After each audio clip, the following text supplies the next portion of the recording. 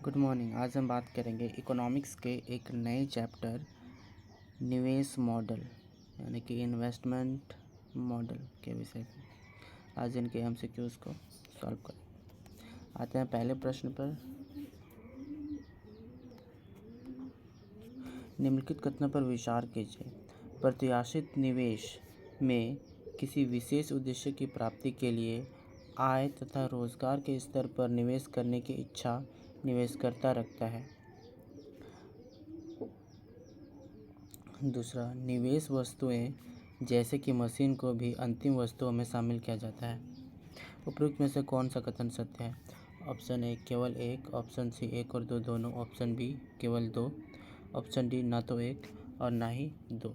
तो जो इसका सही आंसर है वो हो जाएगा ऑप्शन सी यानी कि एक और दो दोनों सही। आते हैं नेक्स्ट क्वेश्चन पर। निम्नलिखित कथनों पर विचार कीजिए। पहला, पूंजीगत निर्गत अनुपात पूंजी की उत्पादकता को प्रदर्शित करता है। दूसरा, पूंजी निर्गत अनुपात कैपिटल आउटपुट रेशियो तथा पूंजी की उत्पादकता में विपरीत संबंध पाया जाता है। उपरोक्त में से कौन सा कथन सही है? ऑप्शन ए केवल एक, ऑप्शन बी केवल दो, ऑप्शन सी एक और दो दोनों, ऑप्शन डी ना तो एक और ना ही दो। तो जो इसका सही आंसर हो जाएगा वो जो आंसर सी यानी कि एक और दो दोनों। यानी पूंजी निर्गत अनुपात पूंजी की उत्पादकता को प्रदर्शित करता है, ये स्टेटमेंट सही है। दूसरा, पूंजी निर्गत अनुपात तथा पूंजी की उत्पादकता में विपरीत संबंध पाया जाता है, ये स्टेटमेंट भी सही है। तो जो इसका सही आंसर हो जाएगा वो जो ऑप्शन सी। आते हैं नेक्स्ट क्वेश्चन पर। निम्नलिखित में से कौन से कारक निवेश की मात्रा को निर्धारित करते हैं? पहला, अर्थव्यवस्था के आकार, वर्धमान पूंजी उत्पाद अनुपात, बचत की सीमांत प्रवृत्ति। चौथा, तकनीक। नीचे गए कोड का प्रयोग कर सही उत्तर चुनें। ऑप्शन ए केवल दो और तीन, ऑप्शन सी केवल एक, दो और तीन, ऑप्शन बी केवल एक और दो, ऑप्शन डी एक, दो, तीन और चार। तो जिसका सही आंसर है वो हो जाएगा ऑप्शन डी यानी कि एक, दो, तीन और चार, चारों सही है। क्वेश्चन क्या था? कौन से कारक निवेश की मात्रा को निर्धारित करते हैं?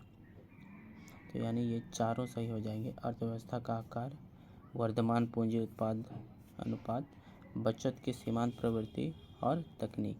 तो जो इसका सही आंसर हो जाएगा ऑप्शन डी। अब आते हैं नेक्स्ट क्वेश्चन पर। निम्नलिखित में से कौन सी हेरोल्ड टोमर मॉडल की सीमाएं हैं? पहला, सटीक पूंजी निर्गत अनुपात की गणना। दूसरा, केवल पूंजीगत वस्तुओं को प्राथमिकता प्रदान करना। तीसरा, श्रम और पूंजी में स्थिर संबंध। चौथा, बचत एवं निवेश को अत्यधिक महत्व। ऑप्शन है एक और दो, ऑप्शन बी केवल दो और तीन, ऑप्शन सी केवल एक, दो और तीन, ऑप्शन डी एक, दो, तीन और चार। तो जो इसका सही आंसर है वो हो जाएगा ऑप्शन डी। जो इसका सही आंसर है वो हो जाएगा ऑप्शन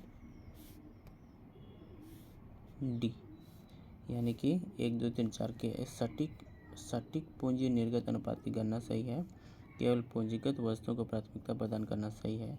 श्रम और पूंजी में स्थिर संबंध सही है। बचत एवं निवेश को अत्यधिक महत्व, ये भी सही है। आते हैं नेक्स्ट क्वेश्चन पर। महालनोबिस मॉडल के संदर्भ में निम्नलिखित कथनों पर विचार कीजिए। पहला, इस मॉडल को भारतीय सांख्यिकीविद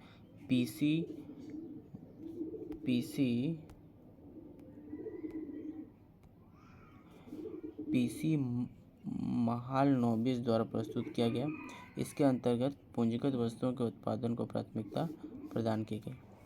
ऑप्शन ए केवल एक, ऑप्शन सी एक और दो दोनों, ऑप्शन बी केवल दो, ऑप्शन डी एक, दो ना तो एक ना ही दो।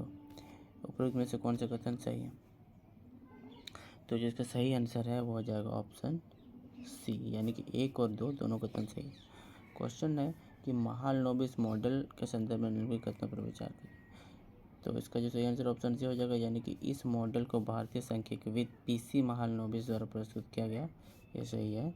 इसके अंतर्गत पूंजीगत वस्तुओं के उत्पादन को प्राथमिकता प्रदान की गई, ये भी सही।